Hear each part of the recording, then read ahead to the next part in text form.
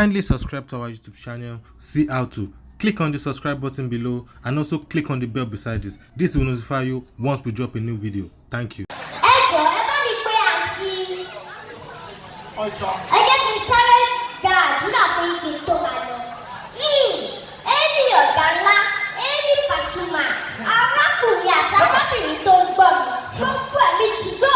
Facebook, WhatsApp, Instagram, Snapchat, TikTok, ayé tí ó jẹ́ kẹ́rọ́ tí Olúwa lónìí mo pàṣẹ kí wọ́n máa jáde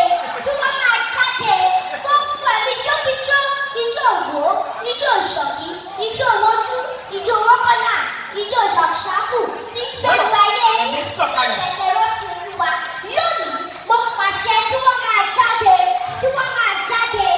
gbogbo ẹ̀yọ́ ọkùnrin tẹ̀ ń dọ̀nù. Gbogbo pétété ló kù tẹ̀ ìta káàkiri.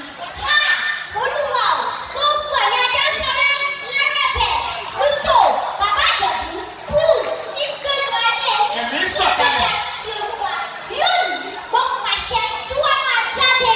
Gbogbo ẹ̀yà ọkùnrin tẹ̀ ń dọ̀nù. Ẹni ọ̀bẹ àmàlàbúrà, Jésù kọ́ mi sọ̀rọ̀, ó sọ pé òun jẹ́ kókó àwọn ẹlẹ́yìn òun lọ̀gbọ́. Nítorí ṣíṣí táwọn á kú sójú. Olúwa, gbogbo ẹ̀mí lipstick, eyeshadow, concealer, foundation, mascara ti ń gbẹ́nu ojú yín tí ó yẹ kí Jésù jẹ́ fọ́tò yín mọ̀mọ́. Lónìí, ó pàṣẹ kí wọ́n máa jáde. Ókè, tó bá sọ pé ta ló wà níwájú yìí, ẹ sọ pé èmi ni Màlẹ́bí, Ẹ̀sà Ògún, ọmọ Òjòjòyè, ọmọ Òjògbéyàwó, ọmọ Báṣọ̀run Àìfọwọ́ sí, tí ń fàyèwọ̀fà, ọmọ ojúlé mú ọkọ́, ọmọ ọ̀tẹ́lẹ́gbèjì àdá, ọmọ òkè òjẹ, òkè òwú, òkè nígbàgbélé mú ọkọ́, àrọ́mọdàrú, tí gbogbo èèyàn mọ̀ sí Small Mommy Comedy. Ẹ lè fọ́lọ̀ mi lórí Instagram @Small Mommy Comedy.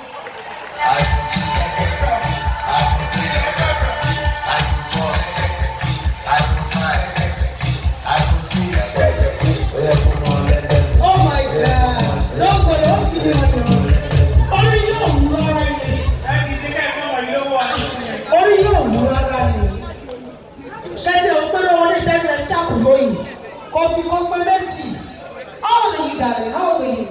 I'm 6 years old. So you started this comedy how long?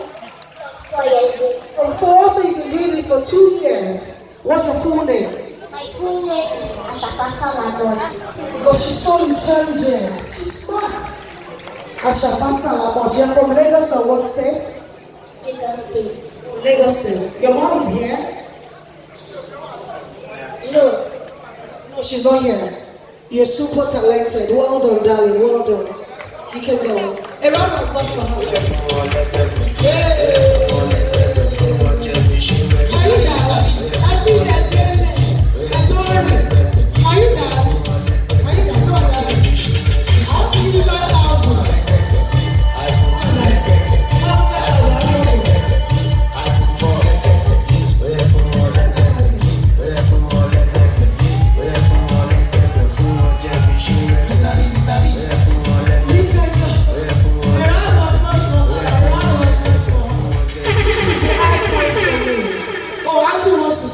Hold on. Okay, bring the money.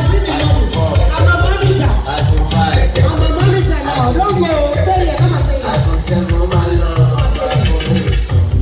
Hey.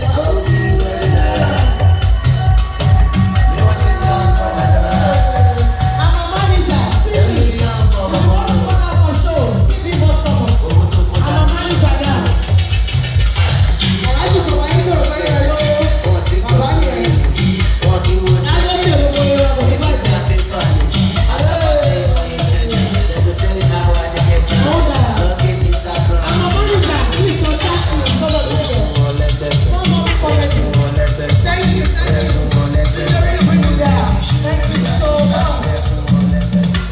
Wow, that was a high point for me. Darling, you can stand down. You can stand down. Well done, well done. Yeah. Please, you have to face your studies, okay? And keep being talented. God bless you. Bye. That was wonderful. My old baby. Jíde, ìrọ̀lẹ́ wà bẹ̀rẹ̀ sí sọ̀rọ̀ báyìí. Ẹ gbà, ẹ kọ̀ọ̀kan mi eléré lòun gan láti mú orí ló ti hàn. Ó dùn lé mi gan-an lábí. Ẹ̀rí pàfọ́mà, ẹ̀rí pé bí mo tẹ̀wọ̀ ìṣẹ̀gbọ́n sí ga. You say? Òyìnbó náà wá sọ. Ó pé ìbájọ́ ní Yorùbá náà. Now that's what I'm grateful for. I thank God because ẹ̀wọ̀n pé wọ́n ní àwọn táwọn bí ń sìn. Òyìnbó la fi ń bọ́ wọn, òyìnbó la sọ fún wọn because we feel that okay, ẹ̀gbọ́n mi ìgbọ́dọ̀ máa ṣe ìgbà wọn láti bọ̀ ṣiṣẹ́ láì. It's better I believe that tó bá gbọ́ Yorùbá ní ọ̀rọ̀ tí mo lè sọ òyìnbó tó dáa. And I'm happy that my son, I'm sorry. Thank you so much for watching. You want to see more?